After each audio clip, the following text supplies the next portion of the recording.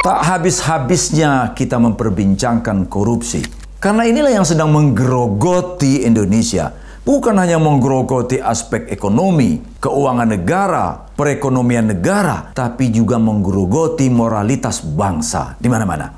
Pertanyaannya adalah, apakah korupsi ini tindak pidana individual? Jelas bukan. Karena dalam literatur kriminologi, korupsi ini digolongkan sebagai white collar crime. Kejahatan kerah putih dilakukan oleh mereka yang punya kedudukan, punya jabatan. Terakhir ini kita mulai mendengarai bahwa korupsi Indonesia ini perlu diidentifikasi secara serius sebagai tindakan yang terstruktur, sistematis, dan masif. Ini adalah visi demokrasi pada kanal YouTube Mahfud MD. Saya Superman Marzuki.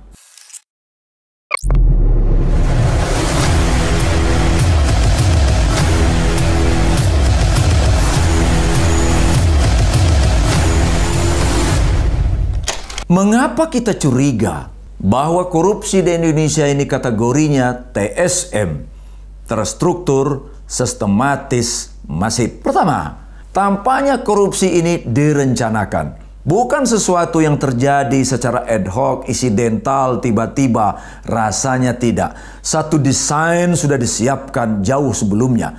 Bahwa di kementerian itu ada anggaran sekian, maka perlu direncanakan suatu tindakan untuk mengambil uang itu secara tidak bertanggung jawab, secara haram. Ini kemungkinan yang pertama untuk mengkategorikan dia sebagai terstruktur. Yang kedua, terorganisasi secara rapi.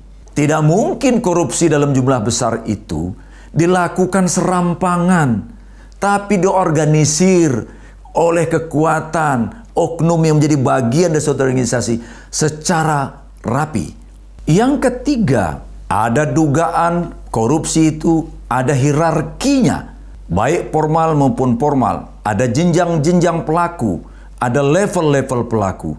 Yang keempat, ada kebijakan baik formal maupun informal dari keseluruhan peristiwa yang melibatkan pihak-pihak itu tadi.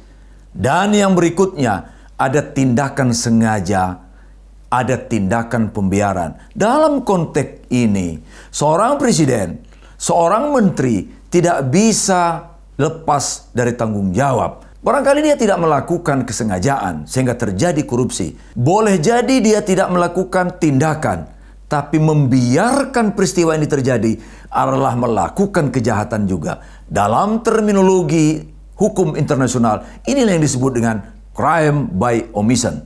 Tindakan kejahatan karena pembiaran. Oleh sebab itu, membiarkan tindak pidana korupsi adalah tindakan kejahatan yang sama jahatnya dengan pelaku tindak pidana korupsi itu sendiri. Indikator terstruktur, sistematis, masif. Yang kedua adalah sistematis. Peristiwa korupsi ini berlangsung konsisten. Coba kita perhatikan. Sangat konsisten satu peristiwa dengan peristiwa yang lain. Berulang, terus-menerus, terjadi di mana-mana. Baik di pemerintahan pusat, pemerintahan daerah, provinsi, kabupaten.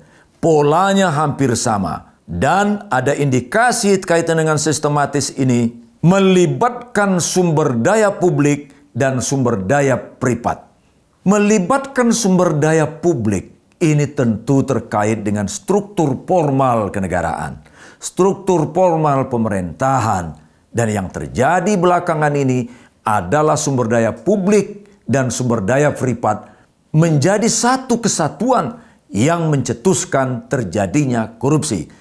Pelaku-pelaku tindak pidana korupsi, baik yang sudah dipidana maupun yang sedang dalam proses menjalani hukum sekarang ini, adalah pihak yang berasal dari institusi publik dan institusi swasta.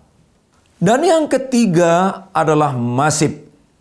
Terjadi secara meluas di mana-mana dengan tingkat kerugian yang besar. Kita perhatikan, makin hari, makin tahun, makin kemari, jumlah kerugian negara yang dihitung oleh BPK RI dan diungkap oleh institusi penegak hukum makin tinggi. Angkanya menyentuh triliunan. Besar sekali. Terjadi di mana-mana. Bukan hanya terjadi di ibu kota Jakarta, tapi terjadi juga di provinsi-provinsi, di kabupaten-kabupaten. Jadi sifat dari terstruktur, sistematis dan masif ini tampaknya memang cukup kuat untuk kita curigai sudah memasuki tahap ini. Karena itu memperhatikan tindak pidana korupsi yang berkembang belakangan ini sudah patut dicurigai terstruktur, sistematis, dan masif. Oleh karena itu, kita sangat berharap sebagai rakyat, Presiden Prabowo menunjukkan tindakan nyata, bukan omongan keras. Sudah tidak diperlukan lagi Bapak Presiden, tapi tindakan nyata. Bapak pimpin sendiri pemberantasan korupsi ini dengan membenahi peraturan perundang-undangan, membenahi institusi penegak hukum secara progresif. Bapak punya kekuatan, punya kekuasaan untuk melakukan itu. Kita rakyat Indonesia berharap Bapak meninggalkan legasi positif bagi Indonesia ini.